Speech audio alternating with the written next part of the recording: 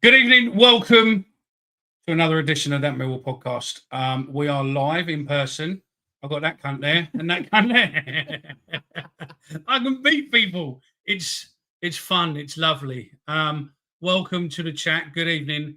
And I want me to give that back to you. I'll stay good.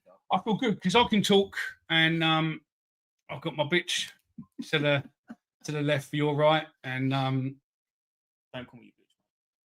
and the motherfucker to that way. Welcome to another edition. Loads to talk about. Loads to talk about tonight. We'll start off with your review of Middlesbrough, which won't take long because it was shit. And then we will be getting on to I think there's a rumour in there about Tango. I've heard something, yeah. And there seems to be other stuff going on with what's his name? Big Serb as well, I think. Yeah. So yeah, without further ado, then my bitch is going to press the button. Do you not introduce me tonight, mate? Oh yeah, I forgot all about that. Yeah. Sorry. Because we're all on the screen. Carried away. Sorry, go on. Hello, everyone. I'm Omar. Welcome. This is Omar, The best part of that movie. the slightly balding one, and the man with the full head of hair is Frankie. No idea how this is going to go tonight, being live and in person. The rehearsal went extremely well, shall we say? Lots of fuck ups, but yeah, no, it's cool. It's all cool. Anyway, without further ado, we are going to do this. Language you don't usually hear on television. Millwall in London's Dockland. No one likes it, but we don't care. We're that Millwall podcast. Loud every Friday night right here. Legends like Jimmy Abdul take a share in the kitchen or two. Super Neil Harris, a fucking legend too. Through the good times and in this life, we support the Lions all our life. This ain't no place for fancy feet. This is fucking Millwall through and through. Located on our very own John Ferguson way. Let them all come, let them have their say. Millwall till we die. With that Millwall podcast, loud every Friday night right here.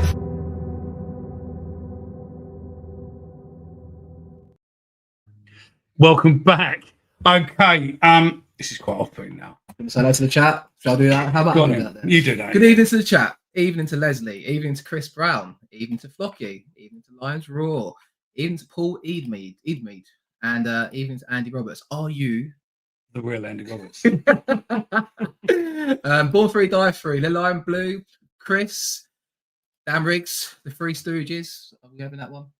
Exactly, It's called worse, mate. the least expected to be the Three Stooges and fucking Hagrid.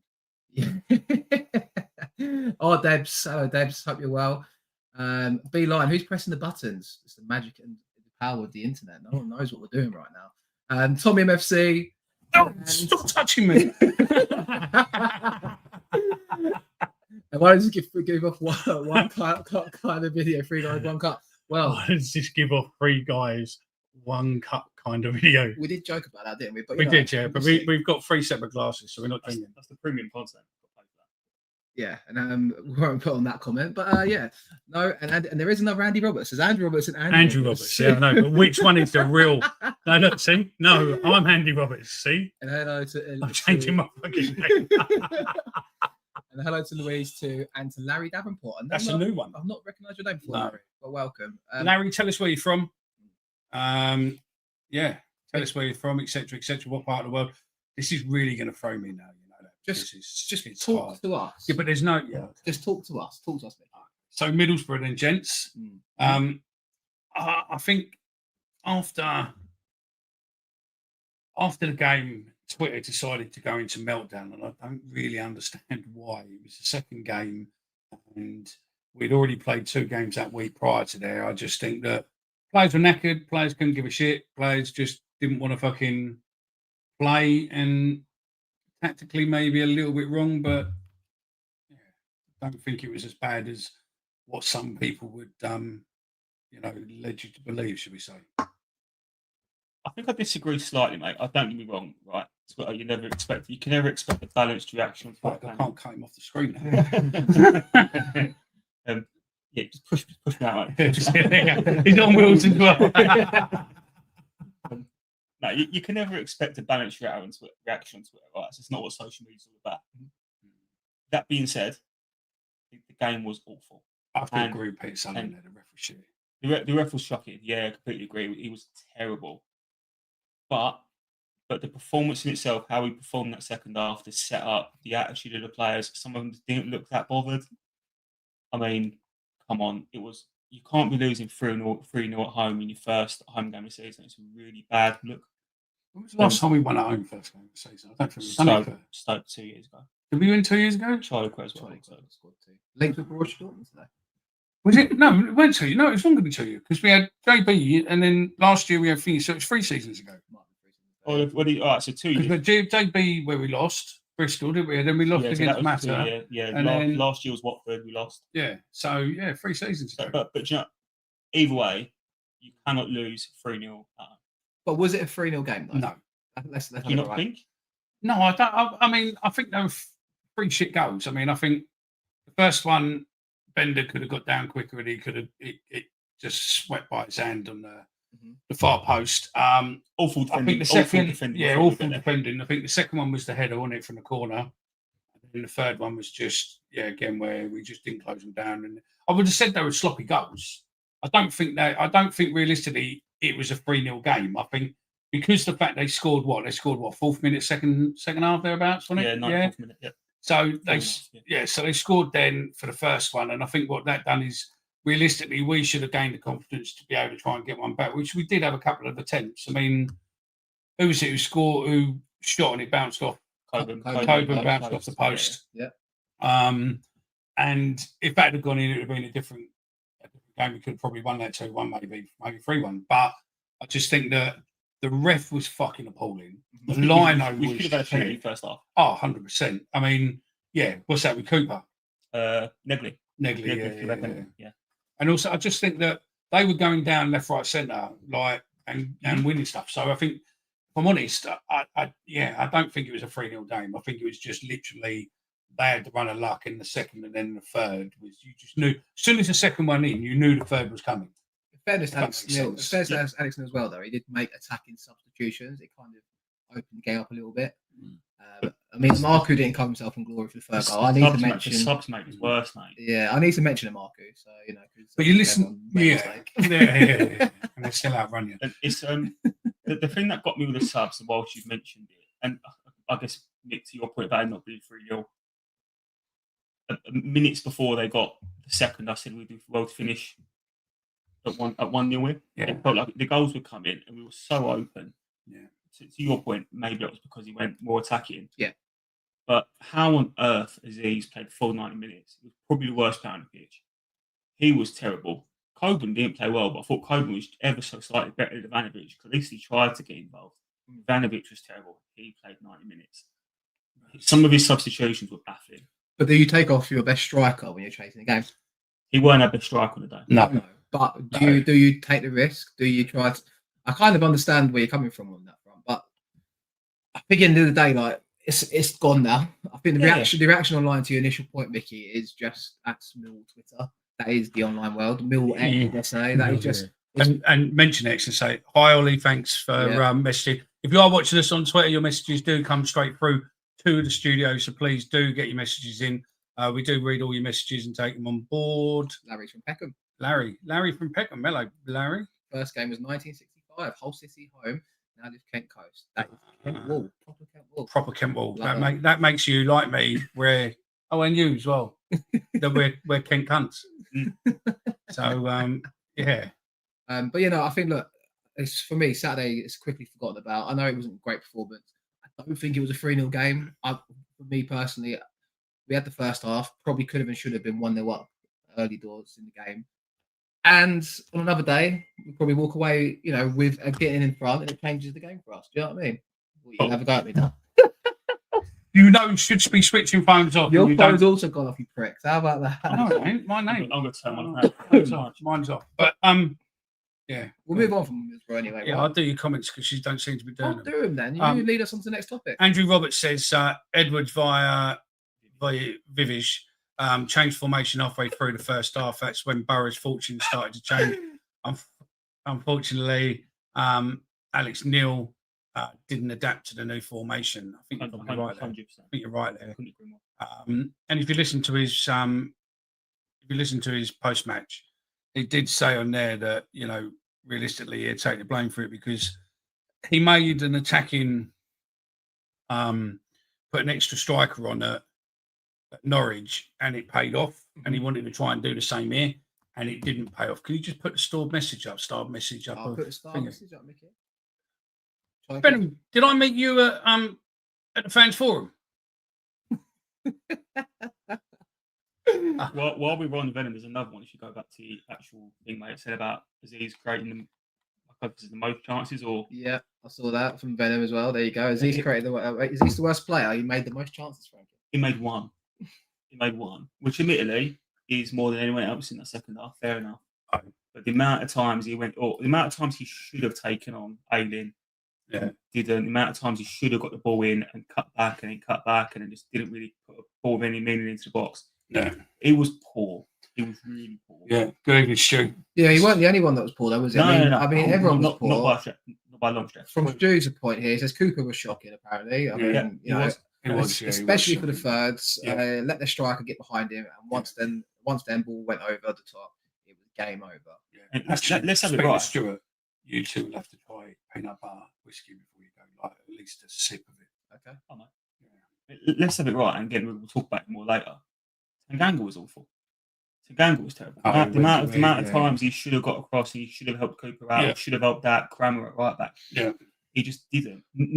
There's not one player on the pitch you can honestly look at, other than Billy Mitchell, and say, I actually thought he come off the pitch with a little bit of credit to their name. Did he come off the pitch with full credit to his name as well, though? Because there were some times where it was Billy of old, wasn't it, rather than Billy of new.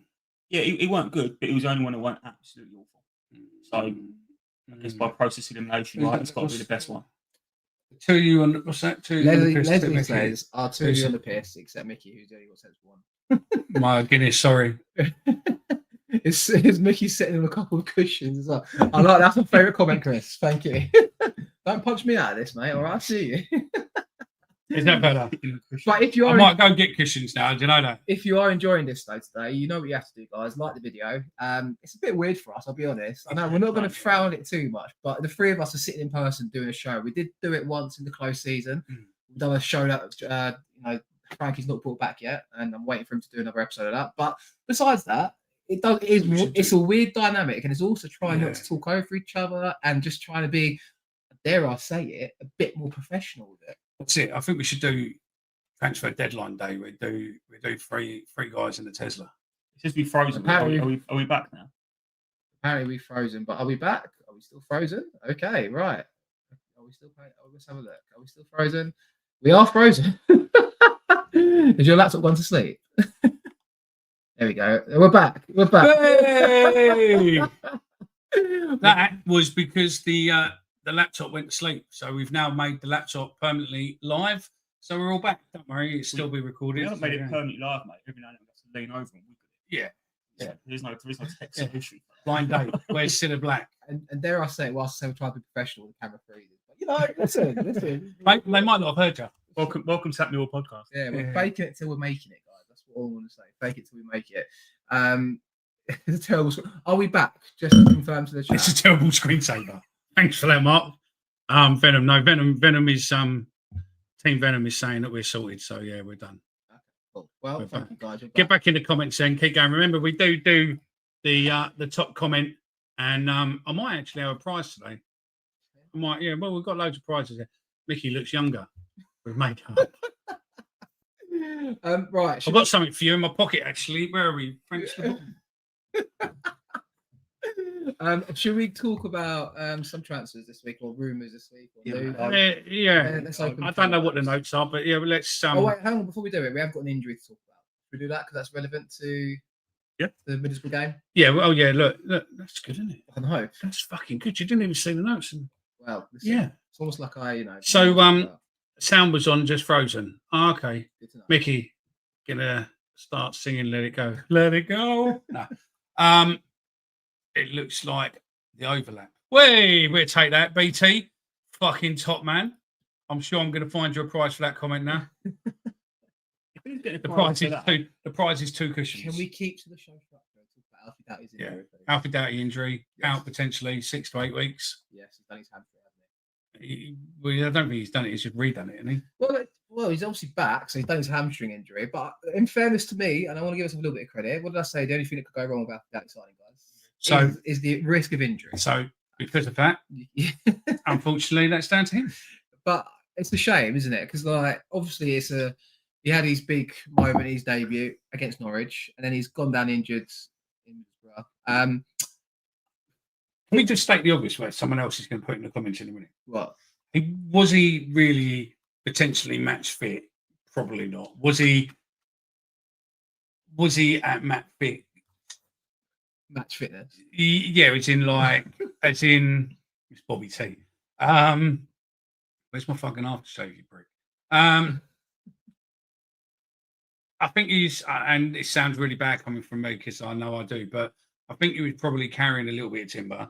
He had a permanent injury last year, so he probably wasn't fully over it. And yeah, maybe he should have been rested more, maybe not. But to be fair, we probably needed him what he could provide. Yeah. And the medical team probably said, yeah, I mean, it's down to the medical team. You know, if the medical team can't stop a manager playing a player when they think he isn't really ready, then that's down to, you know, it's as Harry Hill says, you know, fight. But I think the thing is with it is as well, like the nature of it is the way he's going to get fit is by playing, and he did put in a good performance at Norwich. He didn't play midweek, so he got rested. He had the opportunity. He didn't even travel with the squad, I don't believe. No, he didn't. So like he's had a week to recover and get ready for the game. I just think it's unfortunate. You know, last season he obviously played 26 games in the Championship for Luton. It was the only warning sign for me, like potentially about injuries and something of concern about his hamstring. I said at the time, I'm sure the club done their forensics over him and the medical Frankie, but it's just disappointing, isn't it? That it's unfortunate. It happens, but like it's one of those, and unfortunately now we've lost him potentially for a couple of months now. And I asked Frankie a question. Thank you. What do you think about it, Frankie? I think he's got everything. I'm leaving, guys. This is a bit fucking stuff. Like being groomed. Sorry, no, Robert. And that's why we've been cancelled. This is our last ever episode. Anyway, come on, that way. It's look, as you said, mate. It was the reason he's probably here and not a bigger and more successful club is the fact that he suffers from injuries. We knew that when we signed him. We knew that's probably why he was in our price ranges. He struggles. He always has done. It's gutting because he's probably the one. Well, in my opinion, he's the only outfield player we've signed that you'd say is a real needle mover in this window. He's the only one that's a real difference maker. Our excitement levels after we signed him compared to before went through the roof. And now he's gone for a couple of months, and the reality is he weren't fit now. He then put a 2-month injury in his legs.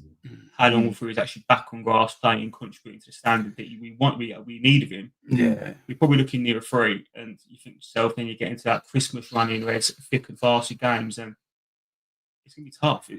You're now almost looking at second half of the season before you start seeing the full player again. But I also think that we're probably lucky to have him injured now because we have got international break. Joe Bryan coming back.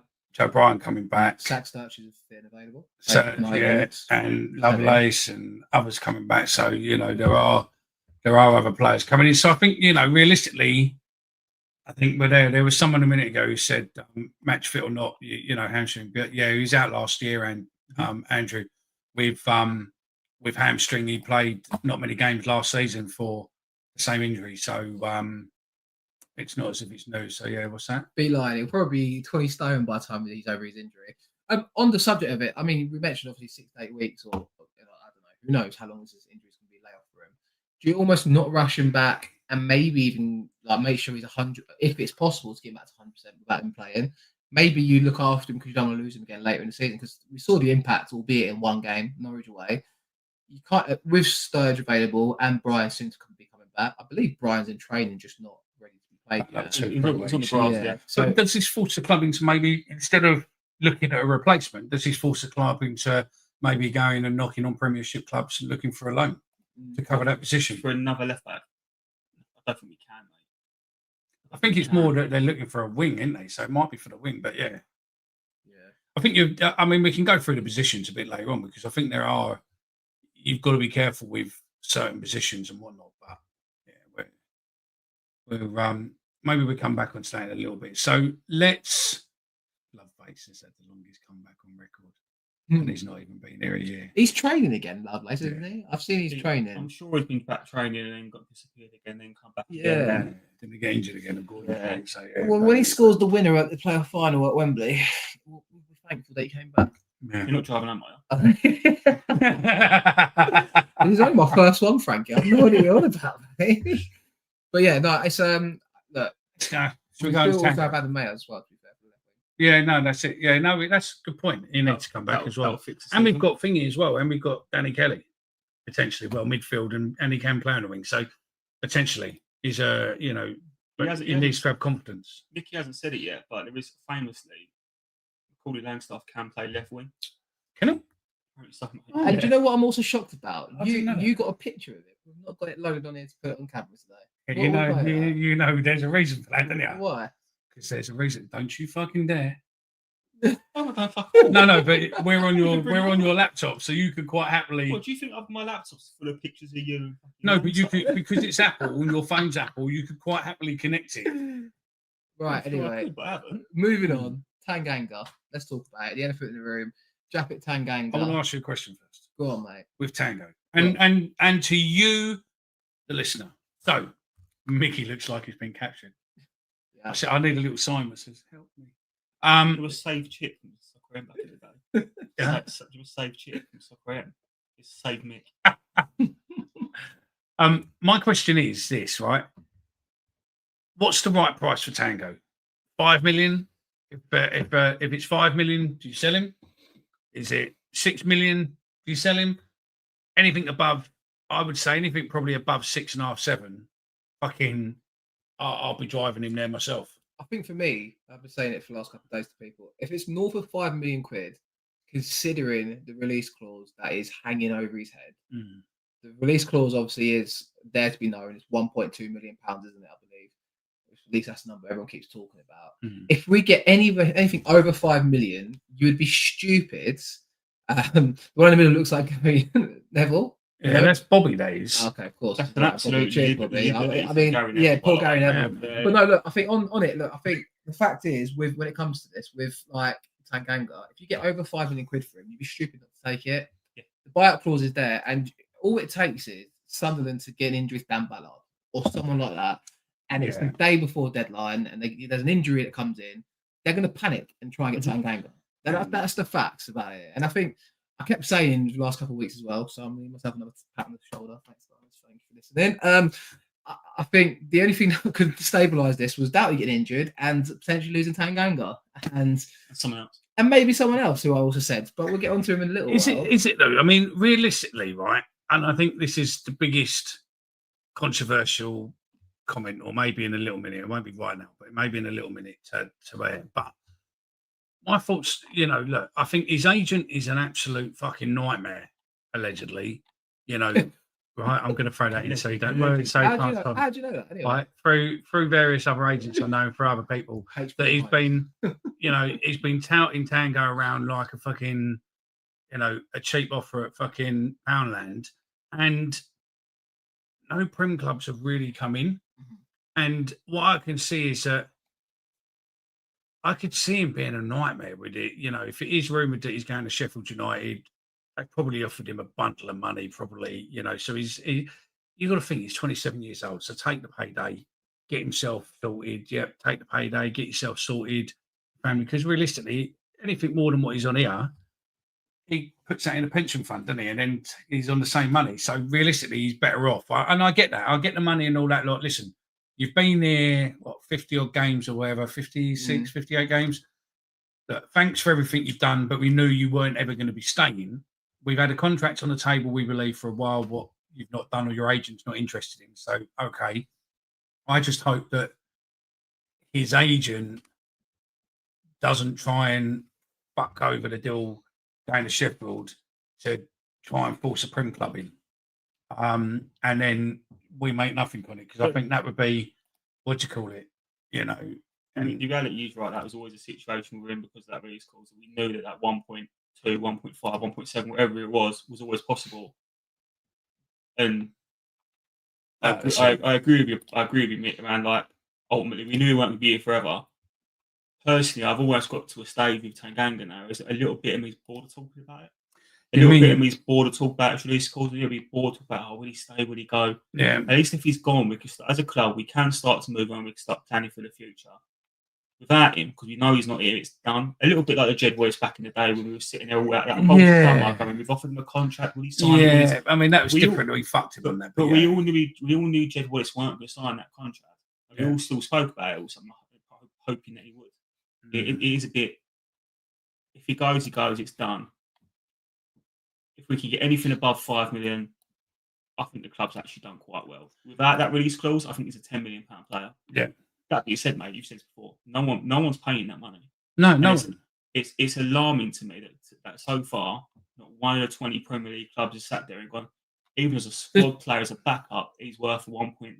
I think there's a couple what have expressed. I mean, I spoke to a fella from one of the Prem clubs what gone up, or one of the clubs that went up.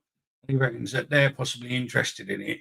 But again, it's all dependent on whether or not they get rid of players to be able to take players in.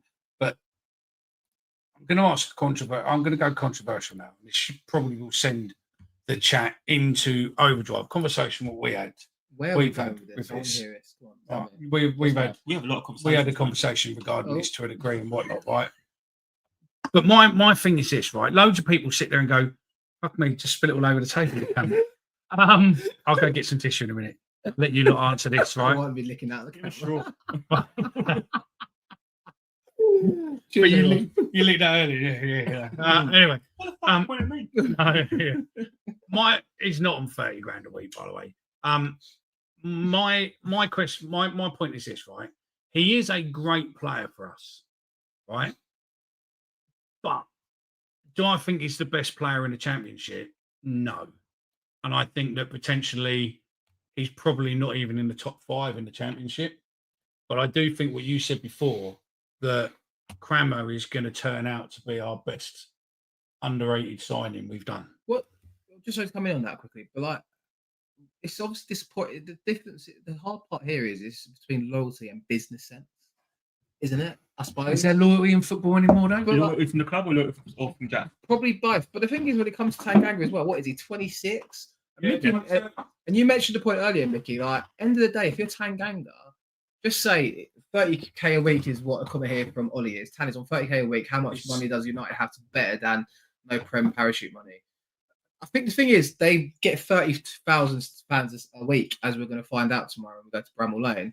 If you're Tanganga, he's probably going to earn 45 grand a week going to Sheffield United. His contract would be so complex. It probably isn't even just lump sum he's getting. He's probably going to be sitting there signing up to if I get promoted, I get 200k as a bonus. Do you know what I mean? Yeah. There'll be loads of stuff laid on.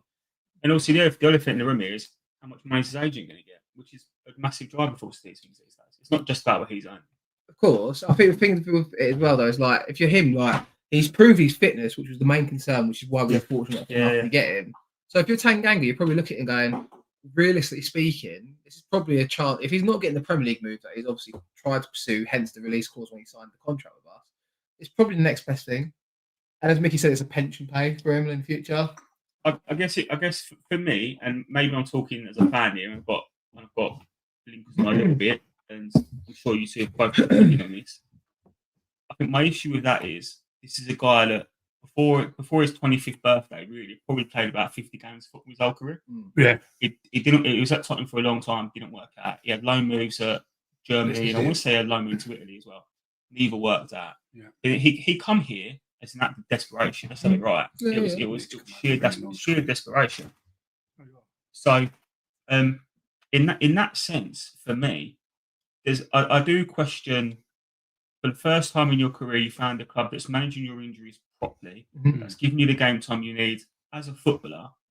I do question his mentality a little bit to then go, right, first opportunity, I'm off, lads. I'm going to go here. And who's to say they're going to sign 4 centre backs on the next couple of days? Well, it's time 3, isn't it? Who's to say he even start? He could That's the probably have got a move though last summer. He probably could have gone somewhere else, but If decided he, to stay with if, us. if he could have got a move, he wouldn't start. Yeah, but you're saying It no might- one. it might- it You're might be. saying no one touched him because he would have got a move. No one last come summer. in, did they? Yeah, but he would. There would have been people that we got him on a free transfer. Someone would have took a chance. No one did that. Actually, wouldn't have been here. I mean, if he's going now, then someone would. Maybe know it he's- wasn't the right move for him, but there would have been Yeah, an incentive there for money. Is my point. But I mean, he's. I don't think it's just about money for him, but I think also I maybe. Wow. But I at think, this I point think now, it must be. maybe he's not getting the Premier League move. He's probably thinking, right, it's my time to get out now. Whilst I've got Millwall over the gun. Has to be Off I money, go. doesn't it? I mean, realistically, I mean, I don't think he's on 30 grand. I mean, I think he's probably closer to 20-ish. Probably, I wouldn't say 30. I don't think they'll pay 30, but I would say closer to there. And if Timing out a Sheffield United fan. Up the blades. We're not having that in here today. okay, Not now. I don't know why you did that. I don't think it. I think it's probably money. And realistically, if he is on that, and they say, I mean, realistically, say if they've doubled his money, right? Because there's loads of people talking about 10, 15. Let's just round it off. So say he's on 20. Say they've doubled his money.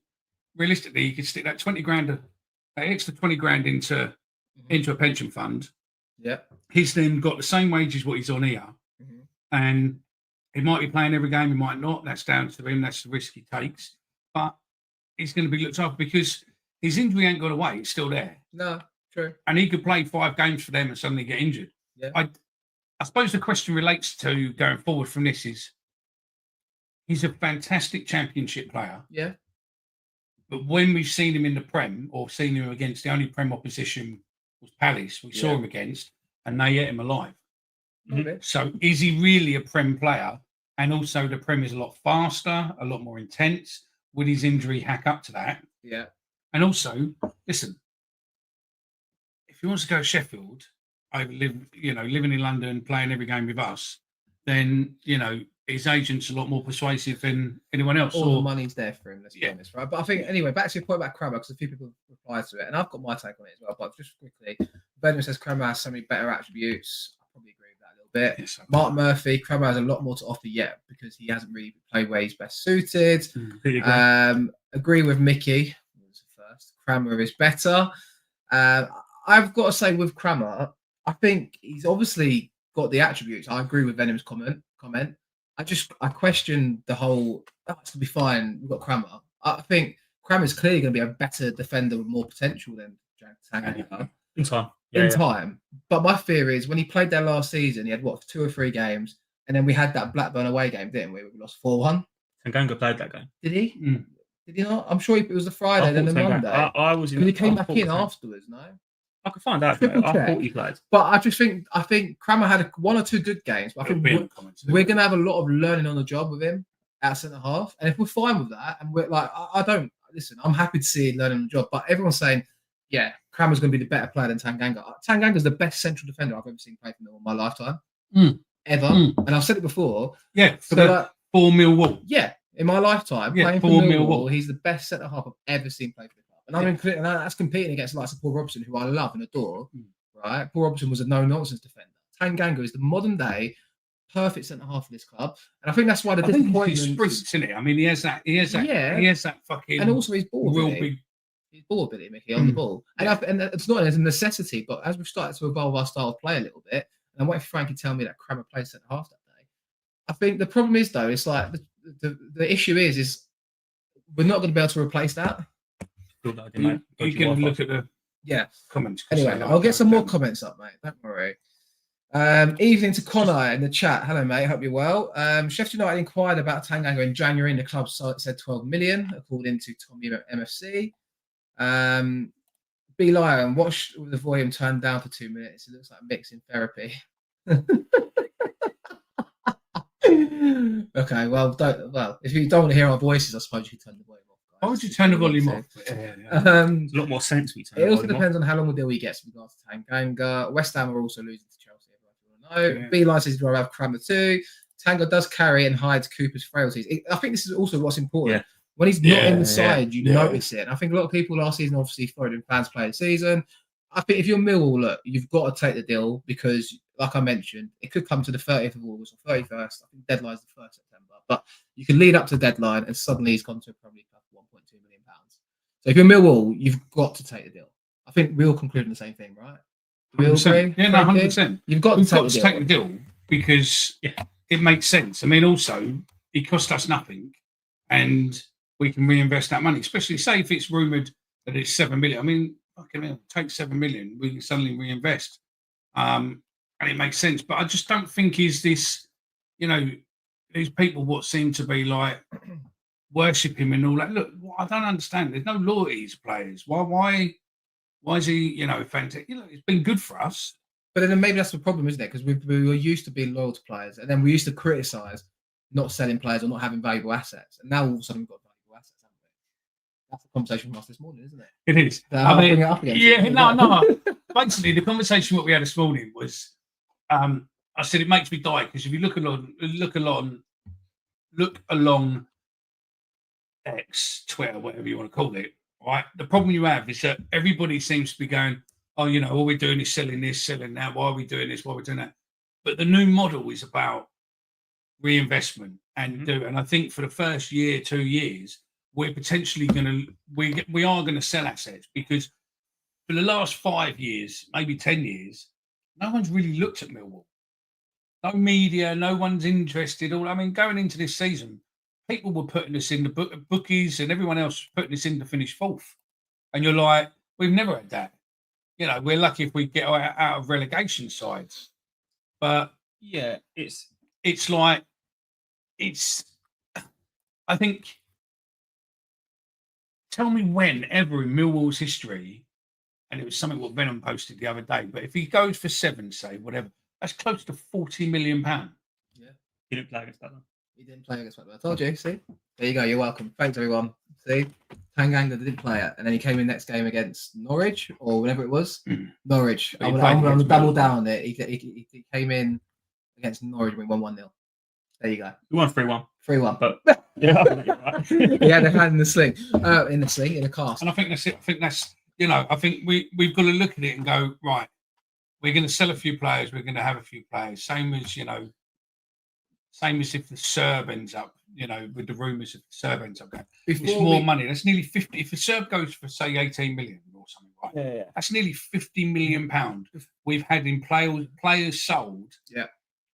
What I don't think we've ever had, did we? We had Theo try and do a deal with Simon Jordan over Kale. We've never had this level of money. No. And I'm with you, mate. And I think there is a degree of there's going to be an uncomfortable learning curve with this new model where we're going to play a trade and we've all got to get our heads around it. I do agree. And I'm not going to move on to the next topic yet because I know it's coming up in the show notes. Yes. I think going back to Kramer, I think you have to give the club some degree of credit, right? And sit there and go, he was obviously brought as a centre-back. He brought in as a centre-back to replace Tanganga long term. We've been incredibly fortunate. He's stepped in at right back and done a ridiculous job to the point of we're now sitting there going, well, actually, he's a right back and he deserves to play in that position in his own right and not be a backup to someone else. We've got to now. We've almost been a bit of a victim of our own success in that sense. If Kramer weren't playing much because he weren't a good enough right back, we wouldn't be now panicking about Tanganga. Yeah. But we are because we know we need to now replace him either at centre back or right back. In my opinion, if we sell Tanganga today, we have to buy a right back and a centre back. So on the subject of that, Frankie, so then comment here from Tommy, I'd rather have Kramer at centre back and bring in an attacking right back if Tanganga goes. Instinctively, when I heard about the news, I was thinking Alfie Gilchrist. Thoughts? He's been touted as available from Chelsea. I know he's had obviously a mixed low spell last season at Sheffield United. It wasn't mixed. I think he's worth the gamble when you have £7 million to play with. Depends what the if gamble the is. rumour is £1 million or £1.5 million, 1.5. Yeah, but maybe you can get him for But £1 million. would you be happy with 50% selling? To be honest with you, I wouldn't mind. I'd be happy to take the player in. Because, but you're writing him off saying it's not worth 1.5, so then it doesn't matter about 50% sell on him, does it? Because if he's not worth 1.5, you're never going to see the 50%, are you? But if he does end up turning up, then all of a sudden that's a big chunk where you've got to pay. But then you've got to if you can get him for 20%, maybe. then I'd say probably worth it. But then I think with Alfred Gilchrist, for me, I think he'd be an interesting fit for us. I think obviously the profile of But him. would he fuck up No, the risk of Danny and Lenny? what Lenny? There is no risk of Danny and Lenny. If Danny comes back and plays football this season, that's an absolute gift, and we can't bank on it because of his injury. My biggest issue with Gilchrist is if he's any good, why did Sheffield United not go in from why have they then spent? Because Sheffield United saw him for 12 months last year, they decided they didn't fancy him, and they decided that actually we could have got him for 1.5, and we're going to get Tanganga for 5, 6, 7, 8, 20 million, whatever it is they're going to pay for him instead.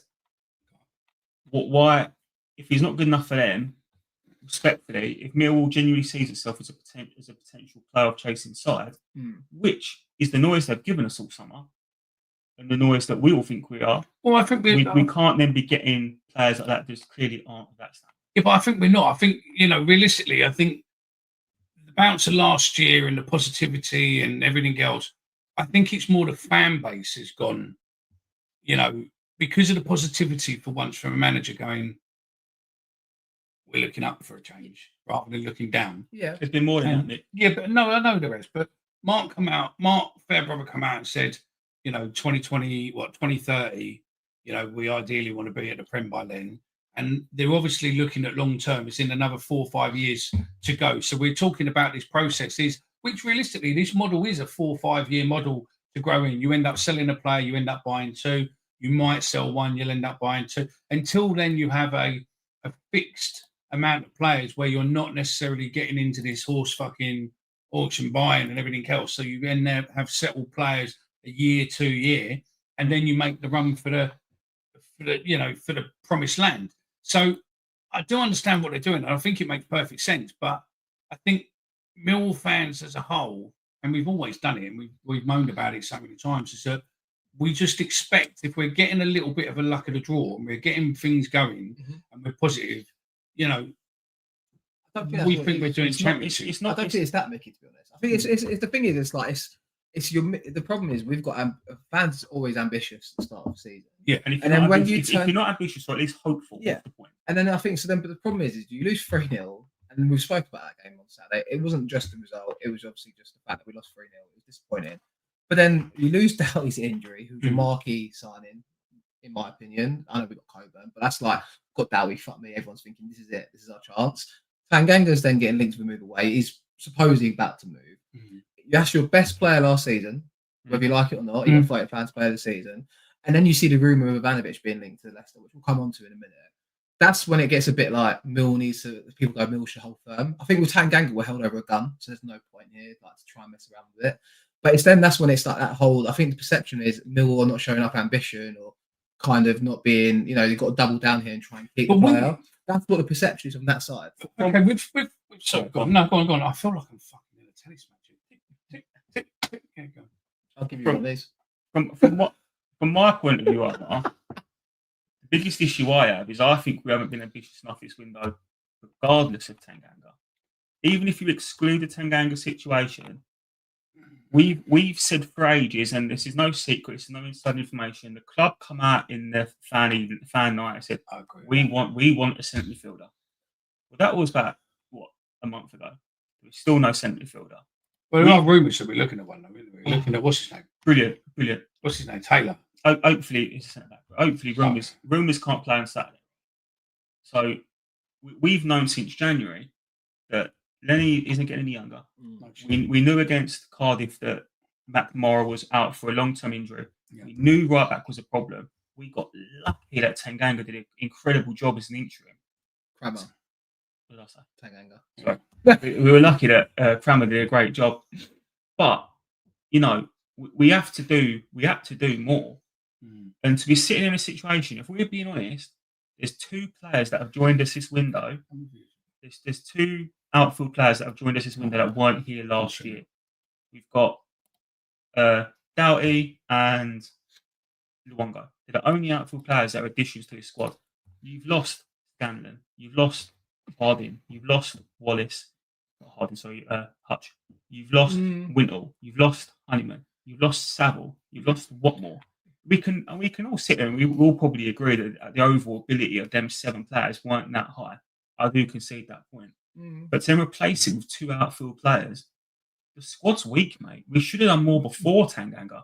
When you then layer on top, you're then losing your best player, and you talk about losing another one. You're then sitting there going, we need to do 5-6. We need 5-6 players between Morley and the next man. I think this window's been strange because of the Club World Cup, Premier clubs coming back, not knowing what's there. And also, what is out there really for the money? Well, Mickey, what I'll say to Frankie's point is we said the same thing 3 weeks ago, so it's still relevant now. The window's not closed yet. And I think I understand and take your point. Every week, every part of it gets harder. Right? Of course, but I think it'll maybe becomes available for. Not when you've suddenly got £7 million in the bank for Tanganga. Everyone starts. But then we've got. But unless we've already, we don't know the way what we've seen with Steve Gallen is a screwed operator. Yeah, a lot of the players what have come in, we didn't even know were coming. Tango, we didn't know was coming. The Serb, we didn't know was coming. People. What happens if they've already got a lineup already done and the deal's done, and we're not announcing it until if we probably have got. I agree, mate. We probably have got people already lined up that we know. It shouldn't come as a shock to me what Tanganga is looking at on. I mean, they must have known about it for the last week or so. Yeah. So it won't be a shock to them that people are going to sniff around Ivanovic. If we knew, I'm sure they knew. The problem is that if it's not signed and done, mate, the deal means we haven't got a deal for someone. And I mean, an honest question now: do you think it's possible to get value for money for signings at this stage of a window when teams know you're desperate? And that's what we would be. But are we desperate though? I think obviously if Tanganga leaves, we are desperate. But we could maybe plug the gaps with a couple of loan signs for a Premier Club. We might already have one done. I mean, the way they work, we don't know. I mean, there's a lot of rumour. I mean, Peter O'Toole come out the other day and said stuff, and there's some other people coming out saying stuff. You know, that there's rumours out there for, you know, with that Taylor and Gilchrist and all this, and you don't know. I mean, the way the club. I mean, let's be honest. A lot of the leaks now within the club have gone. A lot of them have gone. So we're not getting the information what we used to get. Which is a good web. Yeah. Look, on the business side, on the fan side, it's a fucking pain. It's a pain in the arse. But not great for content. No. But I think I still have faith in what they're doing. I think if Tanga goes, we get 7 million for him. I think we have to sell him for that. Because if we don't, there is a chance that a Premiership club comes in and we get nothing. So I think realistically, if Sheffield Wednesday want him, I think we have to give him. We have to take the money and go for it. And also, I think it's a bit of loyalty towards the player to a level of saying, you were good to us, you come here, we gave you a chance. It works both ways. We're letting you go. You're going to earn more money, set yourself up because you have only got 4 years left, really, potentially less because of your injury. So go earn the top money. Get yourself there. You and I know you're not going to be a Premiership player. Realistically, you weren't there one before. You've got an injury. Is anyone really going to want to take a risk? And if they do, are you going to play every game? Probably not. So you might play every game with Sheffield. Thanks very much. Move on. The Serb, I think it's a different story to a level. Unless the offer is absolutely fucking ridiculous, we can sit there and go, no, he's on a 4-year deal, mate. So before we go to the Serb, should we move on from Tanganga for sure? Put some comments up. You're going to play Tango, you're not going to put it. Okay, we'll do the Tanganga video in a second then. But I think I want to end on this point quickly. Ambition is fine, but is it realistic expected this work this early? So expected to work this early for Mark Murphy. I like this comment because if you said to me 7 million for Tanganga and we get a loan sign in to cover the gaps, but maybe we have to see Kamal Grant play a few games. Not ideal. I wouldn't be anti that. Not ideal. No. But if it's for the long-term ambition, puts more money in the kitty, it is maybe we walk before we run, as the saying goes, right? I'll get one other comment up because I want to encourage people to like, comment, and all those shenanigans. Mark Murphy here, that made me laugh. It's a police lineup. So he done it. And on that note, if you are enjoying the show tonight, guys, and the Lion Blue here, I like this setup, gents. Where's that like? Great interaction. Where's that? Where'd that come from? What are you on about? Someone press like and a thumb. Can someone press like? Because I think we get a thumb come up on our screen. Well, if you're enjoying this video today, guys, enjoying this live stream, I think we've started to settle into this now. The beer's flowing a little bit. It's helping out. Where did that come from? If you are enjoying this, guys, be sure to leave a like and also subscribe if you're new. We are, in our intimacy here. He's clicked on one that's got a thumb on the message. Click off it and click back onto this app. It was probably that you saw, mate. But anyway, the great interaction. Everyone's enjoying the show. Mickey's made a video, or well, a friend of the show's made a video, and he is in the comment section today about Tanganga, and Mickey wants me to play it. So, Mickey, do you want to bring us in?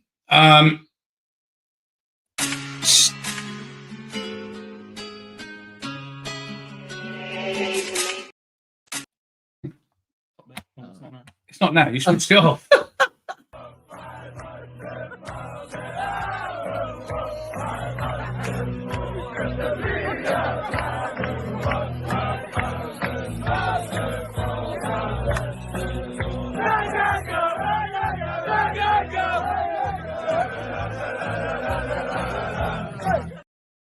Hello, welcome back.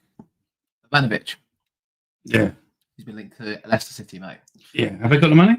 Well, And they're going to be relegated? So he'll be a League One player in the next season? Well, it looks like they're sending a centre forward to Newcastle for 60 million. If they do that, mate, they have got the money. just make sure the mic's working. Guys, it sounds a bit tits up apparently according to the comments. Let us know if it's... Is that better? Have we moved the microphone closer to us? Is that better? Yeah, Ivanovic, Mickey, what do you reckon? I think see, this is different. We are in full control with him. He's on a long-term contract. We like him here. He seems to be okay here. Again, it's in the hands of the agents, obviously wanting more money for him. But I think unless it's ridiculous money, and you're probably, I would class ridiculous money as what, 17 million or above. And if that comes in, then maybe we look to sell. But again, we've got to make sure that we have a replacement. I think, but to be fair, we've got replacements already here. To be fair, for me, if it's north of 20 million, AJ and he's mate Langstaff. Oh, yeah, we've got Langstaff as well. But I was thinking about AJ Langstaff, Lovelace, etc. We've got fucking shitloads of strikers on the books. If we replace Ivanovic with Langstaff, and someone in the chat can have my season for the rest of the season. It's got a restricted view. It's worth fucking. Yeah. And you got an annoying fucking Gazer six behind you. Yeah. I think if you're Millwall, it's obviously you've got, you can hold on to this one, and obviously it's going to be a case of trying to coach our way through the situation of like, look, it's north of 20 mil, and that's it. For me, it's got to be something stupid to let him go now, and I don't think none of them replace Ivanovic, according to Chris. I agree with him. I agree as well, but I'm just saying that. I mean, I think the club is probably going to end up bringing another or someone else, because I think they've obviously looked around there and they settled on Ivanovic first, and I think they've probably got themselves suited out there again for a replacement. But I'm not overly worried if it's ridiculous money. Again, you don't know, because of football, you don't know what the next season has. And I mean, let's be honest, let's not get above himself. Yeah, he scored 12 goals last season. He is good and he's getting better and better because that's serve mentality. But if he don't score more than 12 goals this season, is he a failure? No. Or is he just learning? No. That's what I'm saying. Is in that we don't know where he's going this season yet.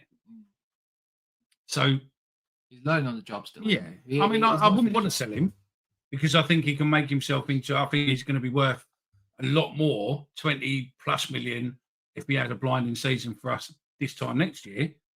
But 17, 18 million now, all of a sudden, that's, 2-3 players. It's just obviously dependent on what Mill market value matter. We're talking it in a business sense, which is what the club do nowadays. What do you think the club put out? Like I said to you, for me to see him leave now, it has to be north of 20 mil, to be honest, or 20 mil at least.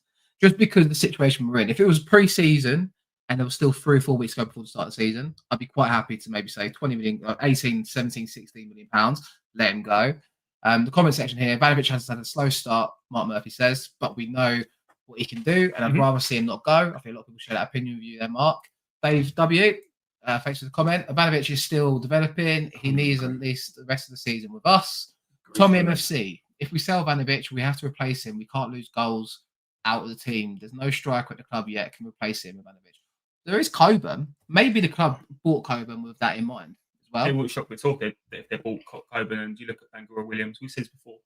Yeah. You look at Negley as well. All 3 of them players in particular massively struggles. I think it's sound testing. All 3 of them players massively struggle with the 2 up front formation. You get rid of that. You probably bring them three back into the fold more. My biggest issue with selling Coburn, Ivanovic. There's an optics thing, right? Of you selling both of your best players within the space of a week. What message are you sending to Denor? What message are you sending to Negley? What message are you sending to Aziz? Your other top performing players, where you're sitting there going, by the way, lads, we thought we were going to be pretty good this year. And then on the eve of deadline day, we've sold our two best players or two of our better players. That's got to be a difficult message, right? And I'd say something really obvious. How did you get his players to renew contracts? How do you recruit? No, I get that. I get that. But can I just say something, right? That football is a selfish game, right? It's a team sport, but it's a selfish game. All those players are only interested in their own contracts. That's not true. Fuck off. It is. Yeah, it is. Of course it is. Of course it is. They want to win and they want to progress themselves, but they're more interested in their. If you've got, I don't know, if Denor's on 15 grand a week, it's all about money. You said, but they also want to win. They also want to. Yeah, but if he's on 15 grand a week, is he really going to be worrying about it? And he's got an already long-term contract. He's sitting there going, "Oh well, all I need to do is perform." And then you're in your job you're in now, right? If you've got two other people in your office who fucking leave and get replaced, does your boss look at them and go, "Oh, because of them now you're not doing the job"? Or if you want to pay rise, you're going to do your job to the best of your ability and above, and go for that pay rise. You're not going to rely on someone else and throw your toy. They're professional people. But you're comparing apples and oranges, mate. If your success in your job role was dependent on you being part of a good team, and you knew that your bonus was dependent on your team performing, and your boss said tomorrow, actually, we're going to downsize your team from a team of 11 people. I get what you're getting there, but a lot of the bonuses, and you're all going to have to work a little bit harder to achieve the same amount. You'll be sitting there going, well, actually, you know what? No, I get what you're saying there, but I think a lot of them are all. A lot of them in the bonus. courtroom, no talking over each other, please. We've got one microphone here, right? Yeah, and don't tell me to fuck off, all right? My microphone. Hello. You're a cunt. No, I was just moving it around so we had better fucking sound quality. That was all. No one talk over each other. Order in the fucking court. To be fair, I have. So anyway, Venom MFC. Can we just stop? Venom MFC. That's an immense return on 6 months' performances. 100%. Yeah, it just shows how crazy football. I don't agree with you. I don't agree 20. I agree 20 would be fantastic, but I think 17, 18 could be the sweet spot. I like this comment here from a Portsmouth fan, Cameron Gillen. Ivanovic is deadly. He's against us anyway. Pompey fan. Well, thanks for your comment, Cameron. So's the local electricity board. And please let us know how you found this show tonight, because I'm intrigued to know. Because obviously he's a Pompey fan. Are you subscribed to us, or does it come up somewhere? Let us know where you found the show tonight, please. Mark Murphy, I don't want us to sell any of our top players on deadline day. Fleming effed us up last season. You scroll past the comments that I agree, Frank. Be Lion, I agree, Frankie. If they did that, that's the one comment this show. If they did that and sold both, they couldn't honestly say we're trying to get promoted this season. But maybe they're not trying to get promoted. I don't think we're trying to get promoted. Maybe really? Every club at the start of every season is sitting here with aspiration. All right, tell me where in the press has anyone come out from the club and said we're going to go for promotion this season? No. Anyone? No, they haven't. No, but the rest of the media have. But has any? Show me a clip from someone from, I don't know, Sheffield United. Sam, yeah, but what they've but what they've said is that thing. What I'm saying is that look at what we've done over. Hats off, I suppose, right? To Steve Gallen, Alex Neil here now, and James Berylson, Mark Fairbrother. Hats off to them, because in the short amount of time they've been here, they've done more what's visual than what Kavanagh and co did in 7 years. Yeah. Do you know what I mean? Yeah. We've got a new lounge. We've got new signage in the ground with with sponsorship opportunities. So shout out to Luke as well. So all the signs above the stairways now have got numbers and a sponsor on. So they've increased that angle. They've done, and I have to sit there and say, those of you who don't know, the new lounge, I've not seen it personally yet, but hopefully I will soon. But the new lounge, that's been done in 6 weeks. I agree with everything you said. And the money's been invested into the club to make us better. So I think we are going for promotion. I just don't necessarily think that promotion is this season. I agree with everything you said, mate, and I'll take it on board that. Just a quick one. I made a slight tweak to the noise to the mic saying, "Let me know if it's better or worse." Thank you, everyone. But go on, Frankie.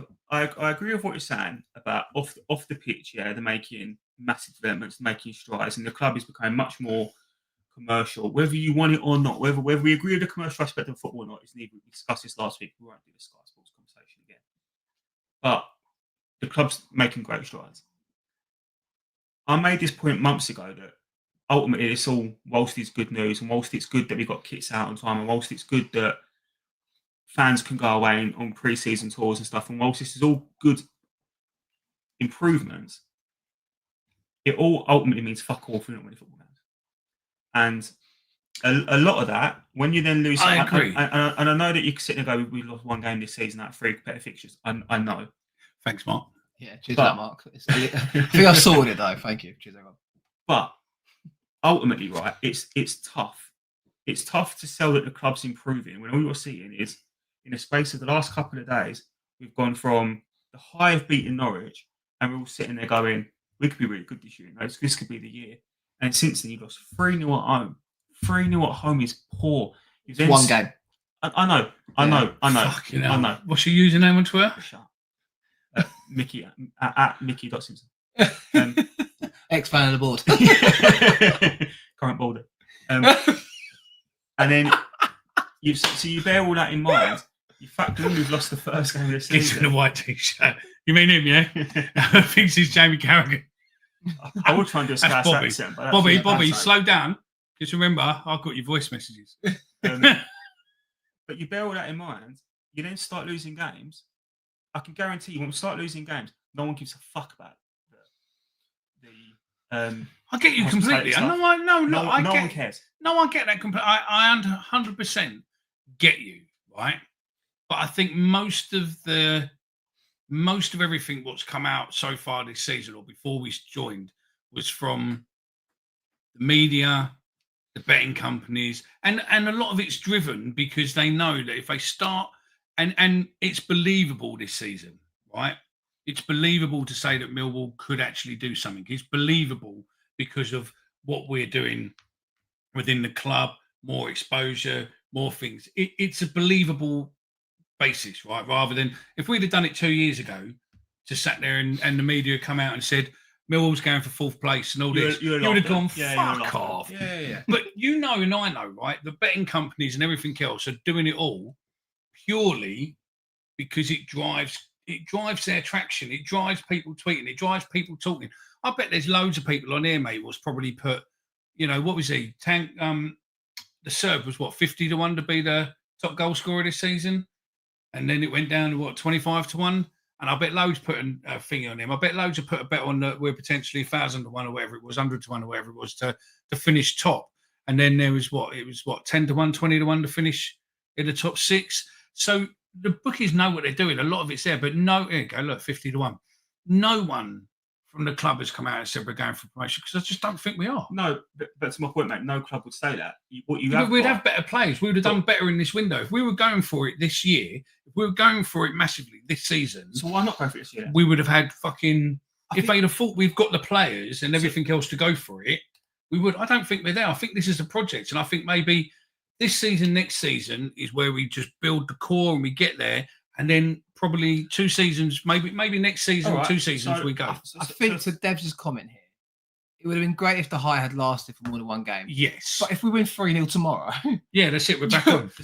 We are fickle fuckers, mate. At Millwall, that's the problem. So to answer, I do agree with what you're saying. Good. I do hear it, but you're saying as long as we're building each year, have we built this window? I think so far today, and I hear your point of the window's not over yet. So we can talk hypothetically what we're going to do in the next 2 weeks. Today, as we're recording this right now, have we done enough this window to say that we've from the start of window opening to right now, the squad has been built on? But the squad's in your opinion, the squad's better this time now to last year. That's what I think is a more comparable. And we didn't.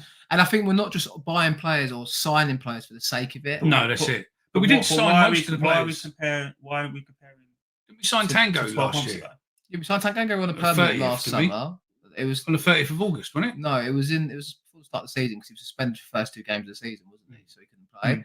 But I think there's still time in the window to do business. 100%. There is, and hypothetically we might, and We will, I think. And then we'll play this back and go, in 2 weeks. In 2 weeks' time, and do you know what? I'll happily sit there in 2 weeks' time and go, fair play to Gallen, fair play to the board. They've got it right. I'd love to sit and prove wrong. The question was though, boys, as of today, right now, today versus the first day of transfer window, has the squad improved? You sound like Neil Harris last season. And you should love that, mate. It's a simple question. I mean, it has it. No, it's not. There we go. There we go. Look, It's right. not. You mentioned them all earlier, right? Okay, Saville scored for Luton, but to be fair, that's probably, if he didn't score in League One, then you'd probably have a problem. To this point, though, anyway, Dan Riggs here. How many players from last window are playing first team 3 for 4? Did we get January wrong overall? We got Crammer out of it. Well, But aside from that, yeah. But we signed a lot of young players that are going to maybe come good. We got a massive long-term deal for RBW. So even if he does end up going or gets better, That was done at some point. Yeah, but Lovelace, Benicio Baker, obviously Negley is the big glaring one at the minute, who's obviously scored the first game of the season. But I think we need patience on his side because of the injury. I like Negley. But was January a success when you think about it now? I'd say it was, apart from the keeper, maybe. Overall it probably was. Was that keeper we signed in January? Was it? Oh no, not January. Sorry. Was it? I think it was because you got Crammer out of it. To be honest with you, it's a bit like when we signed that summer under Harris, where we had Sean Hutchinson join, but we also had Greg Wild and David Worrell join. Hey. Do you know what I mean? Like you're going to get If you can get 1 in 3, I think if you get 1 or 2 right, it is probably a good window because it's for the long term, isn't it? But if you were to sit there again, you can only we can't predict the future, right? But if you were to sit there right now and say Benicio Baker's not contributed, AJ Matthews hasn't contributed, Lovelace hasn't kicked the ball even on the training pitch by the sounds of things. Kundal probably hasn't had the impact that any of us want him to have. Very true. Yeah. Negley struggled with injury. I'm willing to concede on Negley. I think Negley is a good player. And Crammer's been outstanding. I think Crammer's going to be the most underrated. Sturge was obviously a loan signing that I think you can sit there and say, I don't particularly rate Sturge, but it's difficult to say he wasn't a successful signing for the money we paid for him. But out of them 7 players, you may be looking at 2 that you say are a success. You wouldn't say it's. Kelly was there as well, wasn't it? Kelly was January, wasn't it? We got that was. I think we could talk about signings till the cows come home. We could talk about. We're in August. It's the hot topic at the minute. Tanganga and Ivanovic both linked away moves. Tanganga seemingly about to depart, but we do have a game tomorrow. Should we move on to tomorrow's game? Yeah. So then, Sheffield United tomorrow. Yeah, Tango playing or not playing? I don't think Tanganga's going to feature tomorrow. I don't think he might be holding a Sheffield United shirt on the pitch. Who knows? Imagine that. I mean. Personally, that would be career suicide. Do you know what? Personally, I would fucking put him on the bench just to shut up the fucking the Facebook groups who are going, oh, you're going just, even though he probably will end up still going, but I just put him on the bench because it was just like all of those was going, I've got, an inside source at the club told me these are going. And I'll tell you, if they don't go, then you look stupid. But if one goes and one don't, you're still going to look stupid. We did actually have a comment from a Sheffield United fan, which I think I'll throw up just very quickly. You won't be able to get it up if you put him in timeout. Blaze fan here. There's another one. Rumour here is 5 mil, decent money, but him and Cooper are your best defenders in my opinion. Adds a bit of spice to tomorrow's game. Millwall's never easy. I think 1-1. So from a Sheffield United point of view, they're expecting a tough game. It's going to be an interesting one, isn't it? I think they've been shit at home, haven't they? That's the problem. Well, they've not got to a good start to the season, have they? They lost obviously first game of the season was it 4-1, and then they drew last weekend, I believe. Was it Bristol? Who did they have last weekend? They were away to. Come on, Frankie. Okay, so they're obviously looking for their first win. I think Ruben Sellers is having an interesting start to say the least. It's weird, isn't it? That their fans. I mean, if that Blades fan's still on there, I mean, what's your thoughts on your manager? Because it seems. I mean, we know a couple of Sheffield United fans, and they're not rating them, and they don't think they're going to go on anything special. I mean, if your players going in there, I mean, that must be interesting to think. What's going to happen? Because if they don't perform, if a manager leaves, all those players they've signed might be the one where they go, we're not interested in you. Go on. They lost to Birmingham in the EFL Cup first round. away, and then they lost to Swansea away. They are actually Swansea. they are rock bottom of the table, propping up their local rivals and good friends. Q When's 1-0 that? Sheffield United tomorrow. I'm going up there relatively confident. I'm driving up there tomorrow. I just need to get out there. I'm going tomorrow. I'm driving. In a new car? Allegedly. He's going to be stealing yours from your driveway if you live en route. Yeah, but I think despite all the noise externally, I think Alex Neil will get him up for this tomorrow. And I think one thing we can say, although the squad's changed a lot in the last couple of seasons, bounce back ability is a big thing with this side. Yeah. And I think that's something that's worth taking into this tomorrow. And I hope, and I'm really hanging my hat on this, that there's a real bounce back tomorrow. I think there's going to be a keenness and a kind of maybe changes. Start speculating about the team. Obviously, Sheffield United are not going to be, easy side. There's a bit of a contention, obviously, about their manager at the minute, and there's a lot of noise around Sheffield United in general. After getting rid of Chris Wilder, I think it's got to be out of the blocks early to try and make an impact on this game tomorrow. I really do. Thinking about tomorrow's team, Mickey, why don't you give us a starting 11? I would see. The thing is here, right? Do you play Bender or Crocombe tomorrow? See, I would play Bender and then put Crocombe in for the cup. Yeah, and then see how he plays there, because I think that if you put him in for the league game, you've got the potential then of killing Bender's fucking confidence, and then if something happens to Max, you've then got to try and recoup it. So I would probably say, look, play him the league, put him into the cup game, and then you'll be able to see and go, if he performs really well in the cup game, then go, actually, we've got to put him in the league now, and do it that way. Frankie, Crocombe or Bender? Where are you at with that one? I know it's early days, but who do I want to play? Who do I think will play? Who do you think will play? Bender will play. Yeah. And who do you want to play? I'm surprised that we went the whole of pre-season with Crocombe in goal. He was his first pick we signed, and then we signed this guy on loan quite late. He's come straight in. I'm surprised by that whole situation, but without having seen Crocombe play, it's hard to say if he made the right decision or not. Do you know what I mean? He pulled off a stunning save at Newport, didn't he? Last. Has he exceeded a goal yet in Millwall? He hasn't, and I do think there is an argument to put Crocombe in, if I'm honest. I think it's the same, but I think when you've committed to signing Bender on loan, I think you've obviously said that you'll give him the number one position, wouldn't you, until at least he's back in January. Are you laughing because I said Bender? No, I'm laughing there because that fella says never taking betting advice from a fella called Folds. Yeah, sorry, Mark Folds. But no, I think for me, I think Bender probably plays, but I think then you've got another situation, a bit like last season, where Roberts kept playing well in the cup games, and everyone's calling for Roberts to play. Yeah. Does it build the anticipation a little bit? Yeah, because if he plays well against Coventry in next midweek, then there's an argument. Does that then make Bender want to perform better? I think Bender's a good goalie, in fairness, but I think Crocombe might be better for me. More of an experience head at this level, or not this level, but like more experience. I think with Bender, he just hasn't played a lot, has he? And I think he's just, you can see he's slowly but surely shaking the cobwebs off. And I think, give him 4 or 5 games in, maybe we'll see the real him. But I don't really want to be sacrificing. My dog's dreaming.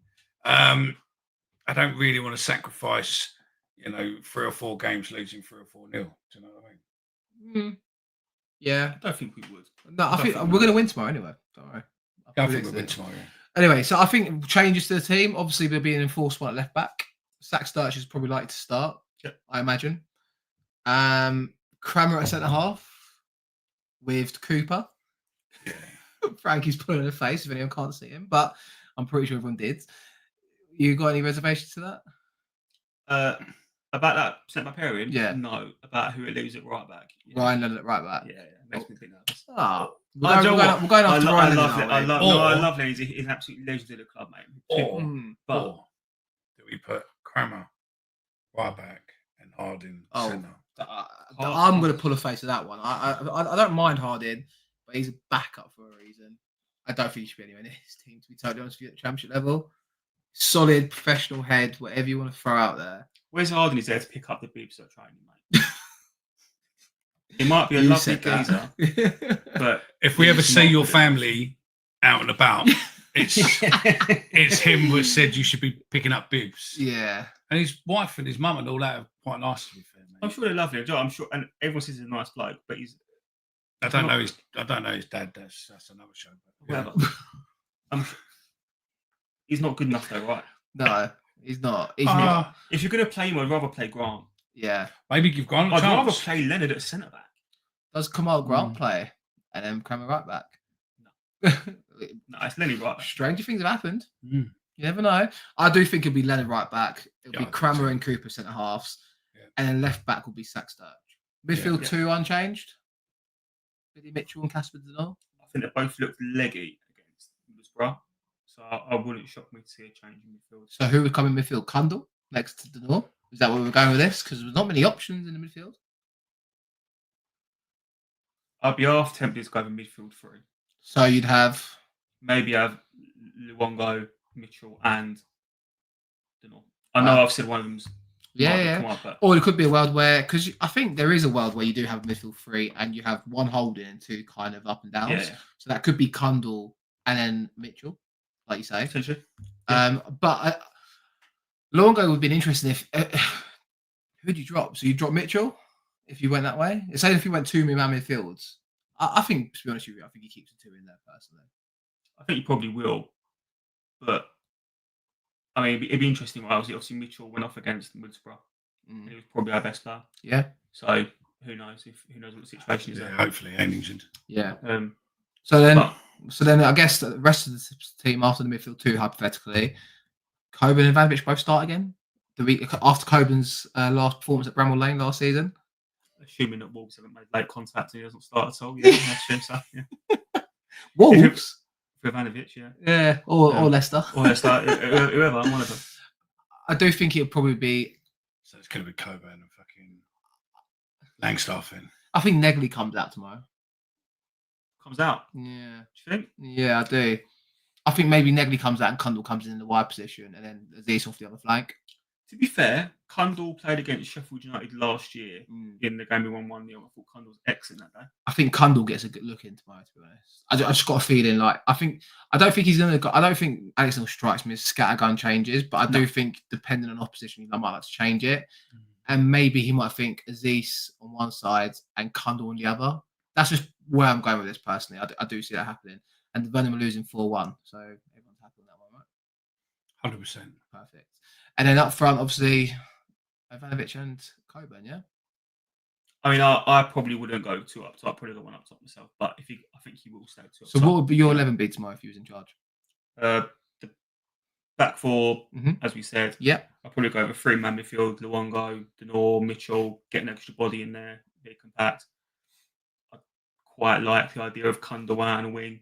I think he will come in for Negley. Yeah. I do like Negley. I think it's a bit harsh, but needs must. Aziz on the other side, and then I'd probably start Coburn up top. So I think the 2 of them, he's more equipped to play up top by himself. We've answered B-Line's question there. If we play 3 centre midfielders, what striker are you dropping? So you drop Ivanovic tomorrow. It's really harsh, but out of the 2 of them, we've seen both of them play up top by himself, and Ivanovic always looks a bit lost, in my opinion. Interesting. Don't get me wrong, mate. I'm comparing against a player that was obviously in his infancy in the Championship. It might be different now. Yeah. So, Of course. Interesting. Interesting how also different takes on last week. Mitchell had a stinker last week. We totally lost midfield and he constantly gave the ball away according to London Line. Thoughts? I thought it was on a better players on the pitch. I don't think he played particularly well. It's his last week. He means what, Middlesbrough game? Or Yeah. Of course that was. He did have a bit of a. I mean, there was a bit in there where he was old Billy Mitchell, but then he did come back, but then he got taken off. So. Do you know what? Probably the first 20 minutes or so, it was old Billy Mitchell, wasn't it, really? He weren't one that stood out for me as being poor. I thought he was actually one of our better players. But if London Live thinks he was poor, it's not who I'm going to sit here and die on. They're all shit, mate. Do you know what I mean? It's not worth. We've said it's not worth analysing. They're all so bad. I think it's also I think it's a one-off game, to be honest. Yeah. I do think there'll be a bounce back tomorrow. So leading us on to that, what are we thinking for tomorrow? And obviously everyone watching, there is the 3 of us still together. Get your comment predictions in. Comment your predictions in the comment section. What is going on? What was that? What are we setting up here? So something. I don't know. Sorry, just so you're aware, something keeps happening on our picture, and I don't know what you're doing. Whether or not you're liking, you're putting emojis on YouTube. whatever you're doing, Happy we birthday. keep. Oh, right, there you go. I didn't know if they So- could see it. So Yeah. we just keep getting loads. So yeah, just listen, carry on, Connor. If you know all the treats, mate, then yeah, do it. I don't know, press it and see. I don't really want to click anything in case something goes wrong, Terrible. mate. Oh. Let's do it. Go on. What's that? Oh, it's the comment section. Okay. Oh, okay. We don't really know what's happening, guys, but whoever's done the balloons, I mean, yeah, we don't know. But yeah, I there don't you go, know. everyone can see it as well. Okay. Right, everyone, comment your predictions below for tomorrow's game. I'm going to go first, and I'm going to say Millwall's going to win tomorrow 2-1. That's exactly what I said, and you can see that I put that up, and the balloons come up. I went 2-1. So Mickey's gone 2-1 too. Frankie, score prediction tomorrow? Millwall's going to lose 1-0. Oh, do you know what? I've absolutely slated this for the last hour and 20, whatever it is. It's 1-0 Millwall. Okay, We're going to 1-0. win. Because it's Millwall, isn't it? We will bounce back and get a result. Quick in the comments. Let's go. And we'll get you all up. Stu B says 2-1 to us. And R Dev says 2-1. I assume 2-1 to us. 2-1 defeat from the Daily Millwall. We can see the balloons and the thumbs up from B Lion. Yeah, we can all see it. And I'm sitting next to him, and it's a bit weird. 2-0 Mark Ford. Hello, Mickey. You all right? Don't look like you can't. Hypocrite. Fuck off. West Ham is now 5. West Ham 5-1. You guys are in charge and you don't know what's going on. Correct, Mark. No one really knows what's happening. We don't know. We've never fucking seen it before. Even when we're on our separate cameras, do we really know what's going on? No, we don't even we see it don't. then either, do we? Yeah, well, there you go. Andy Roberts, are you the real Andy Roberts? Says, can't see us winning tomorrow. Best we'll get is a draw. 1-0 Wall from Flocky. 1-1 from Kevin Millbrook. 1-1 from Mitch Lyons. 1-0 Lions from Mark Murphy. Dave W says 1-1. 2-1 from Peter Sullivan to Wall. 1-0 from Millwall. We'll grind one out. 1-1 from Chris Brown. And I'll take a draw tomorrow from Leslie. Good to see you commenting again today, Leslie. 2-1 Comedy Lions from David.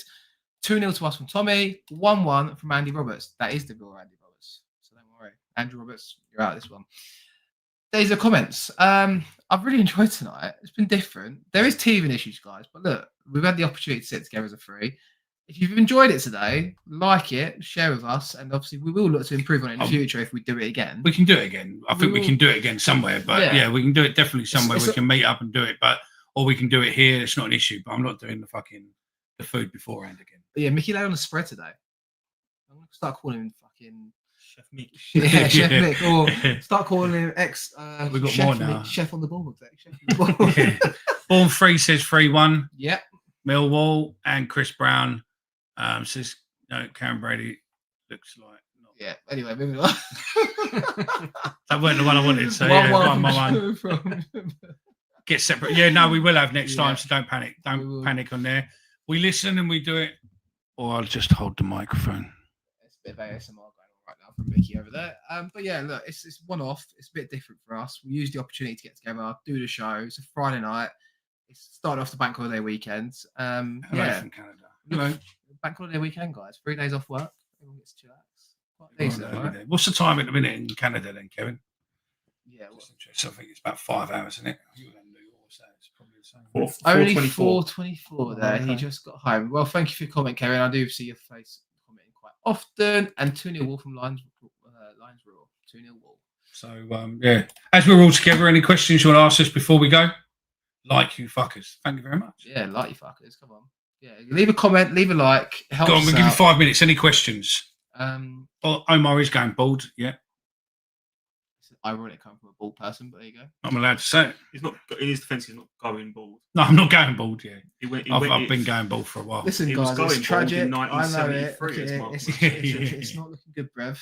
But No. listen, There's no one commenting. If we've got no one commenting, I don't know what that's about. No. Has Lurch been sacked again? I don't think so. I don't think so. Brilliant show again, Christopher Ballard. Thank you very much, Christopher. Make sure you tell your mates. Make sure you subscribe. Make sure you like, and yeah, you will find as we go through this season, we will slowly be bringing everything into play. Because you don't want to overexcite you instantly. But yeah, Are there any transfer rumours you know of? I don't know if you knew this, Kev, but apparently Tanganga's leaving. yeah. Tanganga's going to Sheffield United, and depending where you look, there is rumour that the Serb is either going to Leicester or Wolves. So yeah, Venom, you're number 2. Who's top? Do we want to shout out our top Yeah, fans? yeah, as we well? have to because it's her. Yeah. Top fans. Are we going to give her a prize or not? Our Debs. Mickey's going to give you a prize. Mickey's going to go fetch the prize right now, Debs.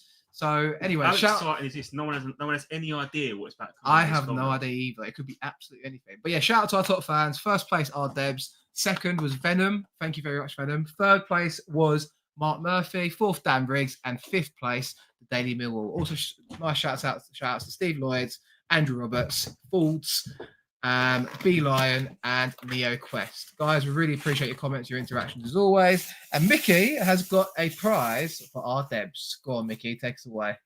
There you go, Debs. There you go. You got a TMP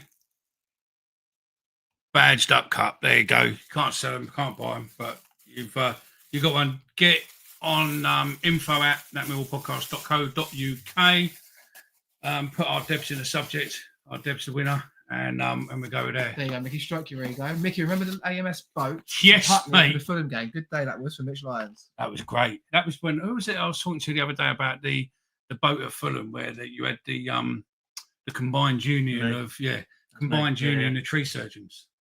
Can Mickey say bash? No, because that's a West Ham prick that says it. No, there's also Big John. Oh yeah. Who's his fault? I don't know West actually. Ham. Chinese. He supports a local takeaway. There you go, Mickey. Lions Roy is still waiting for his mug. Well, you need to give me your details. Get in touch with me. Drop me your email because, we also actually Does that say Lions TV? Does that say Lions Raw mug?